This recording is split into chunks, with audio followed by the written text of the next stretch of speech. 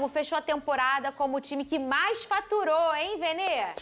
Ah, que coisa boa, né? O Flamengo recebeu mais de 375 milhões e a Libertadores foi a principal fonte de renda do clube, sendo responsável por 183 milhões de reais. A diferença para o Fluminense, agora o segundo colocado, é de 1,1 milhão, já que o Fluminense acumulou 375 milhões. Lembrando que o Fluminense avançou muito na Copa do Mundo de Clubes e isso ajudou muito os cofres do Fluminense. O Palmeiras ficou em terceiro lugar com 322 milhões de reais e o Botafogo em quarto com 199 milhões de reais. E eu ainda dei uma faturadinha aí, né? Pra você ver, que nem foi um ano maravilhoso. Vem de gente, né? Vem de gente, não? É isso. É, isso é de tudo? Isso é de tudo, né? É de tudo, pô. Então, vem de gente, vem de ser humano. Claro. Pro futebol, né? É isso. Vem de atleta de futebol. Ué, não tem jeito, faturou. Assim, a temporada do Botafogo, embora não tenha sido como o torcedor imaginava, mas querendo ou não, Fernandinha, terminou ali na cabeça do Campeonato Brasileiro, conseguiu essa vaga na pré-Libertadores. Tudo bem, não teve sucesso em outras competições, numa Copa do Brasil, mas enfim, conseguiu faturar uma graninha que dá para você fazer uma contratação. Dá para fazer um churrasco também. Você olha ali o Fluminense e você vê o Flamengo e você vê o Botafogo. E aí são 4 times cariocas no topo do top 5 de que mais faturou, né? Isso é muito interessante. Isso também diz muito sobre o que o futebol carioca está fazendo na última década, né? Ganhando títulos, a gente está sempre com o carioca aí vencendo. E aí, a gente olhar, Vene, o Botafogo, no ano em que ele ganhou tudo, ele foi o que mais faturou, obviamente.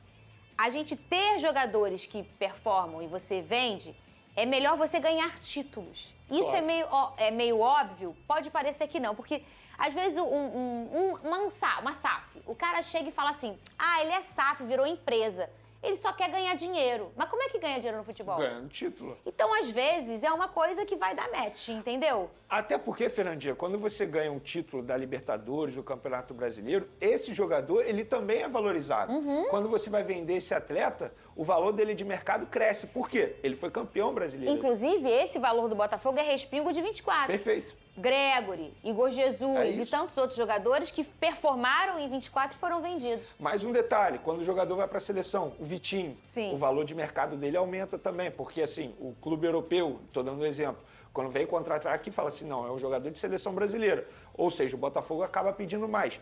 É igual o dominó, é efeito dominó. Você vai ganhando, você vai valorizando os atletas, consequentemente você vai ganhando mais. Óbvio, quando você ganha mais, você também tem que saber gastar. Tem que saber usar esse dinheiro. Não adianta só ter dinheiro, não adianta só gastar. É saber utilizar também. E dentro desse valor tem tudo, né, Vinícius? Claro. Tem. Você ganha premiação quando você ganha, você vender atleta, você ganha bilheteria, você vender produtos. O patrocinador paga mais. O patrocinador paga mais. Então, assim, estar perto da taça é sinônimo de sucesso financeiro também. E tem drone, Vene, sobre esse interesse do Flamengo no Vitão? Tem dívida perdoada? O que é que tá acontecendo? Vamos lá. O Pedroso não tá mais aqui, mas a gente vai ter que fazer a conta junto, correto? Não vem com o negócio de conta não, gente. A proposta do Flamengo para o Internacional, para ter Vitão, inclusive... Faz a conta aí, Cris. Isso aí é um interesse muito antigo do Flamengo. O José Boto é apaixonado no Vitão. Inclusive, o José Boto levou o Vitão para o mercado europeu na época. Enfim, é a segunda tentativa do Flamengo para ter o Vitão. E a proposta foi o seguinte... Internacional, vocês têm uma dívida com a gente em relação ao Thiago Maia de 4 milhões de euros. Essa dívida de 4 milhões de euros com juros e mora, correção, vai para 4 milhões e 700 mil euros. Nós aceitamos a perdão da dívida de 4 milhões de euros e também dos juros e mora 4,7. E nós aceitamos pagar também mais 4 milhões de euros. Ou seja, a operação sairia 8,7 milhões de euros para o Internacional. O Internacional negou. Falou para o Flamengo, nós só aceitamos vender o Vitão para vocês se vocês não cobrarem da gente juros e mora, perdoarem a dívida e, além disso, pagar 6 milhões de euros. O Flamengo virou e falou, não, desse jeito a gente não faz. Então, pensei que eles iam pedir a Gávea também. É isso, é basicamente isso. Não faz o menor sentido. Até porque, Fernandinha, o contrato do Vitão com o Internacional vai até dezembro de 2026 e não vai ter renovação de contrato. Isso quer dizer que daqui a 6 meses ele pode assinar um pré-contrato e sair de graça. Tudo bem, há outros clubes interessados, Palmeiras, o próprio Cruzeiro também está muito interessado. Mas a questão é, se o Vitão quiser jogar no Flamengo, ele precisa fazer uma forcinha no Internacional ou esperar para poder vir para o Flamengo na outra temporada. Que é na metade de 26? Metade de 2026 ele pode assinar um pré-contrato e sair de graça em dezembro. Porque às vezes eles propõem umas coisas... É igual quando você quer vender a casa, mas tu não quer vender. Sabe aquela casa familiar? Aí você fala, não, vou botar para vender. O mercado tá pedindo 200 mil, eu tô botando 1 milhão. Você sabe que você não vai vender, né? Eles fazem um pedido, se colar, colou. É isso aí. É mais ou menos por aí, tipo né? Isso. Se colar, colou. É exatamente Você tem atualização, Vene, da renovação do Felipe Luiz? Tenho atualização. Vamos lá. Quando a gente diz, Fernandinha, que o que está emperrando a renovação de contrato é a parte financeira, é apenas uma forma resumida para poder explicar o porquê ainda não teve renovação de contrato. Muita gente, só para deixar muito claro, o Felipe Luiz, ele tem hoje um dos menores salários dos treinadores da Série A. E tá tudo bem, porque quando ele fechou com o Flamengo, ele era apenas um treinador do Sub-20. Ou seja, na ocasião, o Flamengo não estava desvalorizando o Felipe Luiz, ninguém se desvalorizou, o próprio Felipe Luiz sabia disso. Só que hoje estamos falando do treinador que é campeão da Libertadores da América, campeão brasileiro e quase, entre aspas, bateu o PSG na final do Mundial. Ele quer ser valorizado. E a questão é, ele faz um pedido. O Flamengo não é contra pagar o que ele está pedindo. Até porque se o Flamengo não quiser pagar para o Felipe Luiz o que ele está pedindo, vai pagar em outro treinador livre no mercado o que ele está pedindo. A grande questão são cláusulas. Chegar no meio do ano, o Felipe Luiz recebeu uma proposta e vai embora, ou quer ir embora. O que o Flamengo faz? Então o Flamengo ele tenta se proteger botando uma cláusula de rescisão de contrato alta. E aí o empresário Felipe Luiz chega e fala, não, desse jeito não, quero botar uma cláusula baixa, porque sabe que na metade do meio do ano de 2026, a chance é enorme do Felipe Luiz receber uma proposta de um grande clube europeu. E todos nós sabemos que o sonho do Felipe Luiz é treinar um clube europeu. E assim, no entendimento interno, todo mundo sabe que o Felipe Luiz jamais trocaria o Flamengo pela questão financeira. É muito projeto. Se o Felipe Luiz, Atlético de Madrid que ele tanto gosta. Se ele receber um projeto bacana, independentemente do valor, é capaz de ele aceitar. Então o Flamengo ele tenta se proteger, de uma forma resumida que eu estou explicando aqui, para não perder um treinador ou um baita treinador no meio do ano. Porque pode acontecer o que aconteceu com o Jorge Jesus, por exemplo. O Jorge Jesus simplesmente foi embora e aí o Flamengo teve aquela dificuldade toda de achar um substituto. E a grande pergunta, que eu faço para você, que foi a pergunta que um dirigente do Flamengo me fez, foi: Vene, beleza, a gente aceita tudo que o Felipe Luiz está pedindo. Se chegar no meio do ano ele vai embora, o que nós fazemos? Será que vale a pena renovar sabendo que ele vai embora no meio do ano? Mas será que ele vai embora? Então, será que ele não tem um pensamento, Vene, tipo assim... eu vou fazer como o Abel. O Abel fez uma carreira muito bonita aqui no Brasil. Sim. Faz uma carreira muito bonita. E seria muito bonito ver o Felipe, como o Renato Gaúcho fez no Grêmio também, ficar tantos anos à frente, ganhando ou perdendo, mas tendo uma ideia de jogo, sendo a cara do Flamengo. Ele não tem esse projeto na vida? Então, eu acho que ele tem esse projeto. Mas, Fernanda, tem alguns convites que fazem você balançar, independentemente do projeto que você tem. Exemplo, se o Atlético de Madrid demite o Simeone e vira para o Felipe Luiz e fala assim: Felipe Luiz, nós temos um projeto para você. Por mais que ele tivesse o projeto de ficar mais um ano no Flamengo, você acha que ele não iria tremer ou não teria essa chance? Então o Flamengo está certo de se defender. E, gente, assim, não existe um impasse. É uma negociação como qualquer outra. A grande questão é, demorou para ter um acerto? Beleza. Demorou mais tempo que a diretoria imaginava? Demorou. E o Flamengo fez uma proposta em abril, na ocasião, foi a primeira proposta. De lá para cá, a coisa se arrastou. O Felipe Luiz não queria ficar discutindo durante a disputa dos campeonatos. Era sempre em data FIFA. A última proposta do Flamengo foi um dia antes da final contra o PSG. Naquele momento, obviamente, o Felipe Luiz não queria pensar sobre renovação de contrato. E agora está demorando mais tempo do que todo mundo imaginava por conta disso. Porque é um treinador que se valorizou, está fazendo uma alta pedida, o Flamengo até topa pagar, mas tem essas cláusulas, essas rescisões de contrato que o Flamengo quer se defender. É tudo normal. Não existe, o Felipe Luiz está dificultando, o Flamengo está dificultando. Não. E aí, eu fiz uma pergunta para um dirigente do Flamengo, questão seguinte, porque me falaram que o Flamengo ofereceu menos até mesmo que o Sampaoli recebia na ocasião. E aí essa pessoa falou assim: Vene, época de Sampaoli, época de Tite, era uma outra gestão. Nós temos uma outra visão financeira. E me deu vários exemplos aqui, falando, ó, você acha isso certo? Você acha isso certo? Falando de salário de jogador, que eu não vou mencionar aqui agora. Então, assim, é uma outra cabeça, uma outra diretoria que tem um pensamento, e é o pensamento de se proteger, pensando no futuro, porque sabe que a chance é enorme o Felipe Luiz de receber proposta. E aí também essa questão do mercado que está inflacionado, aí não é questão do Flamengo, né? É uma questão nacional, né? A gente olhou os 3 últimos anos, a cada ano que se passou, o mercado inflacionou muito, assim, eu estou dizendo para jogadores, a gente está falando de 5 anos, a gente falava um jogador, ele aí ganha 200 mil, ganha 300 mil, o que ganhava muito, ganhava 1 milhão, eu estou falando de 4 anos.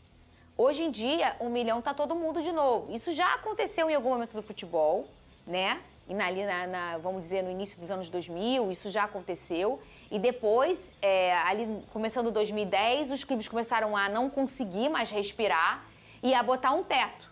E aí ter uma folha salarial começar a enxugar, né? E aí a gente voltou a praticar esses valores muito altos. E aí eu não estou falando uma questão de merecimento ou não, tá? Porque a gente sabe que o futebol é um mercado que gira muito dinheiro, ainda mais hoje quando a gente vê as bets, né, que investem muito dinheiro. Então a gente está falando que se o produto funciona com alguém injetando X, eu acho que quem faz o produto funcionar tem que ganhar bem também. Mas aí talvez o Flamengo, eu não concordo com o salário do jogador tal.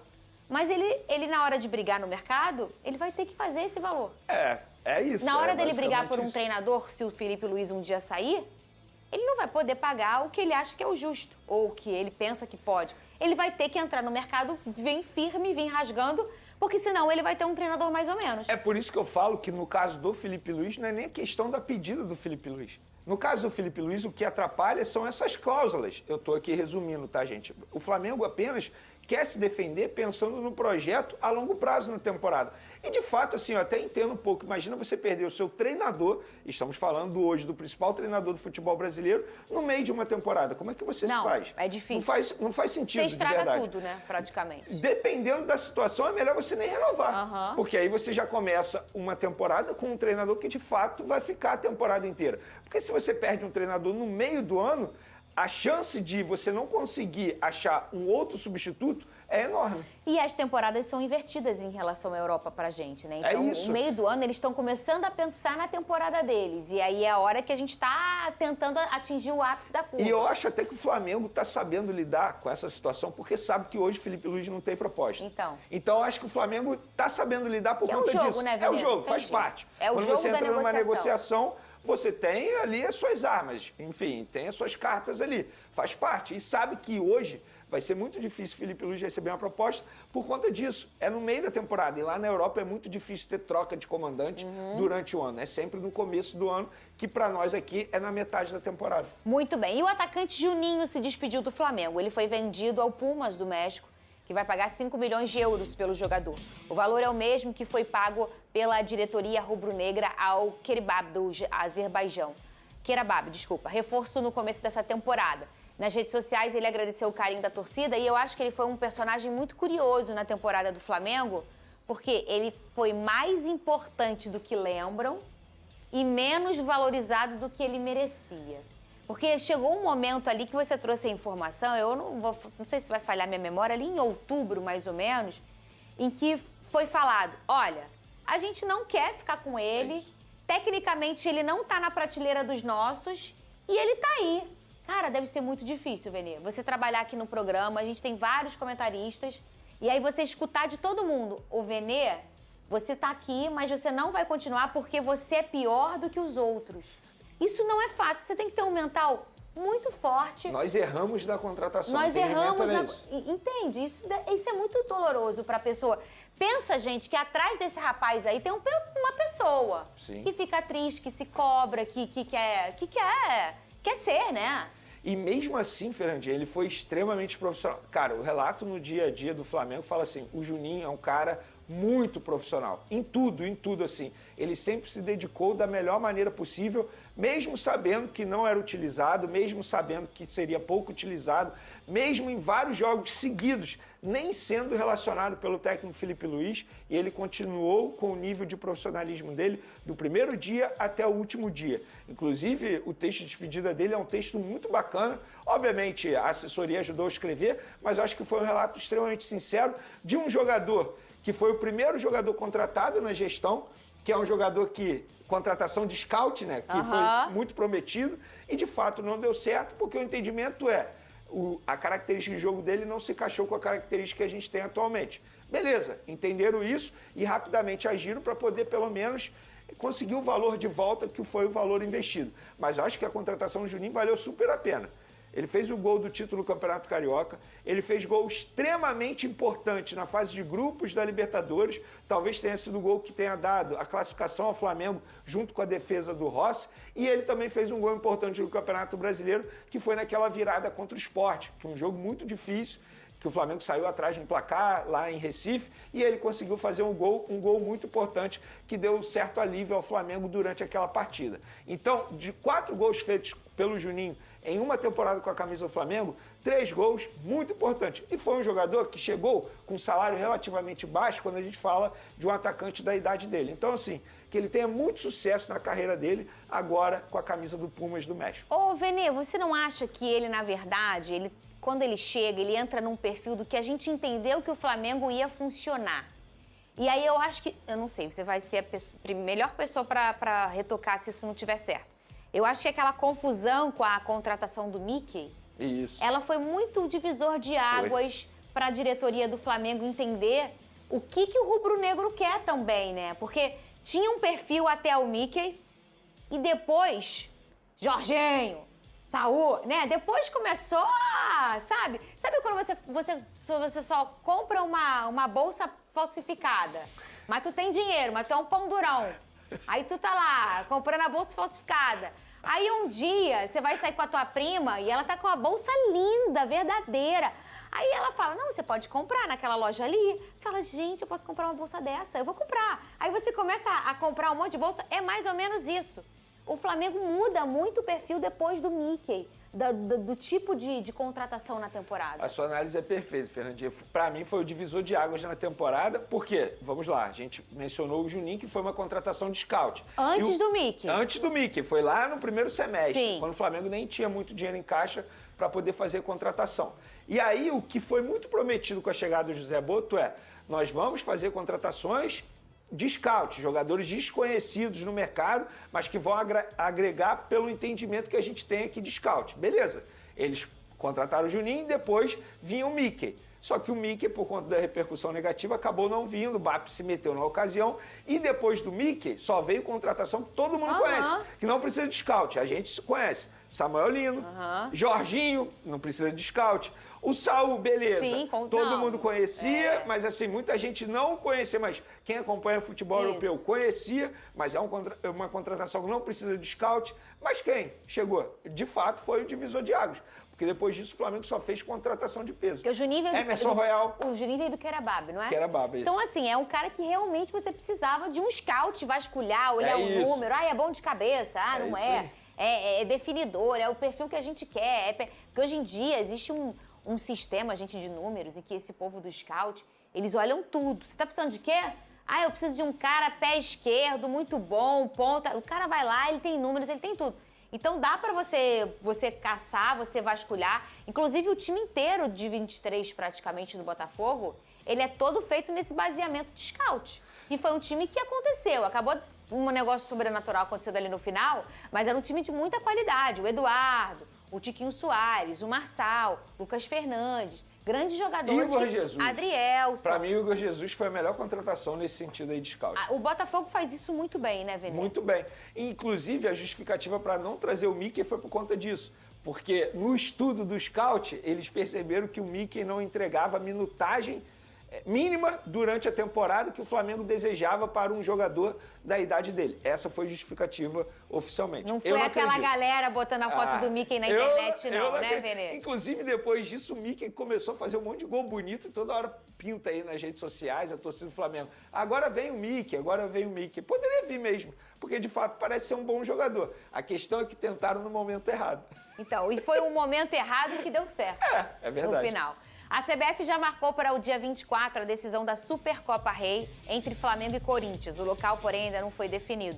O Corinthians volta a disputar a Supercopa após 34 anos e o Flamengo disputou 6 das últimas 7 edições. Lembrando que para você estar aí de um lado ou de outro, você precisa vencer ou o Campeonato Brasileiro ou a Copa do Brasil. Coisa que o Flamengo, ano passado, então, vocês ganharam e nem comemoraram, né? O que é que você tá rindo? Não, eu tô rindo porque esse aí vai ser o segundo confronto da Supercopa do Brasil. Corinthians e Flamengo já se enfrentaram em 1991. E quem ganhou foi o Corinthians. E a torcida do Flamengo tá brincando nas redes sociais. Ninguém morre nos devendo Supercopa do Brasil. E agora tem a revanche.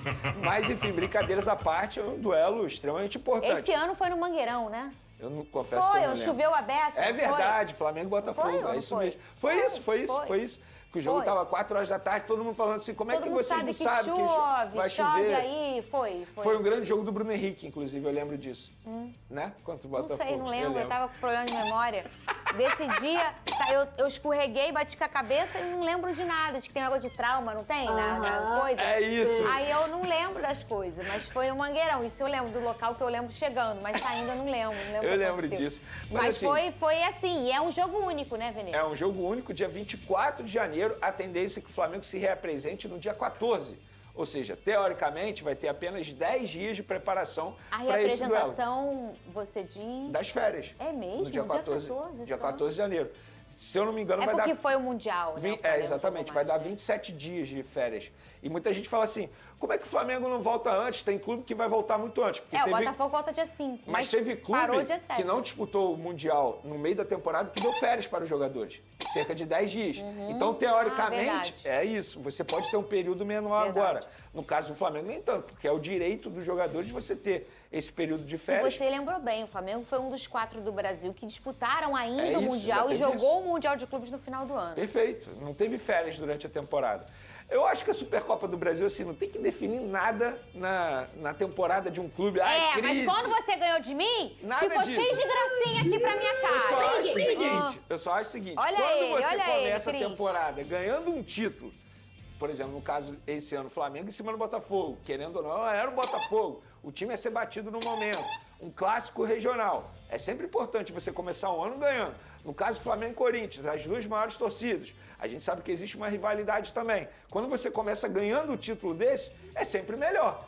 Aí 10 dias depois você já tem o Campeonato Brasileiro. Se começa perdendo, já começa aqui. Será que tá dando certo? Será que vai dar certo? 10 dias não, menos.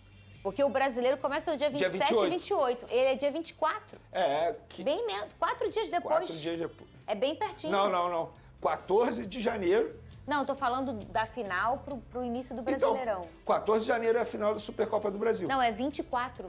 Desculpa, 14 é a reapresentação, é a reapresentação, né? Ele vai ter 10 dias de preparação, isso, 10 né? dias. Olha só, vocês não veem que negócio de matemática eu e você aqui, não. Que hoje a gente é problemática com isso, tá? Mesmo antes da abertura da janela de transferências, os clubes já se movimentam no mercado. Nesse cenário, o Cruzeiro acertou a contratação do zagueiro Vitão, do Internacional, jogador de 25 anos que também interessava ao Flamengo. Segundo Globoesporte.com, o Cruzeiro, agora comandado por Tite, vai pagar 7 milhões de euros, cerca de 46 milhões de reais, ao Internacional por 80% dos direitos de Vitão. O acordo também prevê a cessão definitiva do zagueiro João Marcelo e o empréstimo do volante Japa ao clube gaúcho. Vitão figurou entre os nomes que agradavam ao Flamengo.